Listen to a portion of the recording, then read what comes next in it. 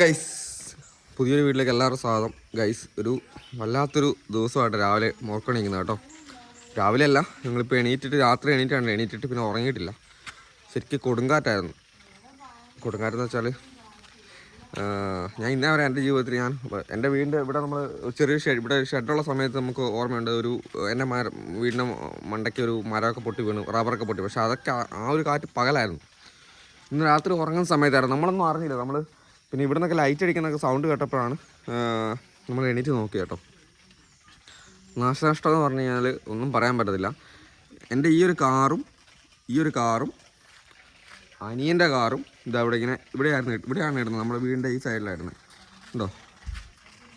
ഏറ്റവും അവിടുന്ന് മുകളിൽ നിന്ന് ഒരു പ്ലാവ് പൊട്ടി വീണിട്ട് കേട്ടോ. ഒരു പ്ലാവിൻ്റെ വലിയൊരു കമ്പ് തന്നെ വന്ന് വീണ് മൊത്തം വണ്ടീനെ മണ്ടയ്ക്ക് വന്ന് വീണ്. എൻ്റെ ഇത് പിന്നെ കുഴപ്പമില്ല. നമ്മുടെ അതിൻ്റെ ഏകദേശം കാലാവധി കഴിയാനായതാണ്. ഇതിൻ്റെ ഏകദേശം ഒരു തീരുമാനമായ വണ്ടിയാണെന്ന് വിചാരിക്കുക. അതിൻ്റെ ഈ സൈഡൊക്കെ ചളിങ്ങി, അവിടെ ഇങ്ങനെ ചളിങ്ങി മൊത്തം കറയും ഇതൊക്കെയായി. അതിനേക്കാളും വലിയ സങ്കടം അനിയൻ്റെ വണ്ടീൻ്റെ ഫ്രണ്ട് ഗ്ലാസ് പൊട്ടിപ്പോയി. ഭയങ്കര സങ്കടമുള്ള കാര്യമാണ്. അതാണ് എനിക്ക് ഏറ്റവും കൂടുതൽ സങ്കടമാണ് കേട്ടോ. ഉണ്ടോ, അവൻ്റെ വണ്ടീൻ്റെ ഫ്രണ്ട് ഗ്ലാസ് പൊട്ടിപ്പോയി. ഉണ്ടോ, ഇവിടെ ചെറിയ ചളുക്കും. അവന് ആഗ്രഹിച്ച് മേടിച്ചൊരു വണ്ടിയാണ് ഇത് കേട്ടോ. ഫ്രണ്ട് ഗ്ലാസ് എന്തായാലും മാറ്റാണ്ട് പറ്റൂല. മൊത്തത്തിൽ പൊട്ടി വെള്ളം ഇറങ്ങുന്ന രീതിയിലായിപ്പോയി. അതിൻ്റെ വന്ന് വീണതാണ്. മൊത്തം ഓലയും മടലും സാധനങ്ങളൊക്കെ ആയിട്ട് രക്ഷയില്ല.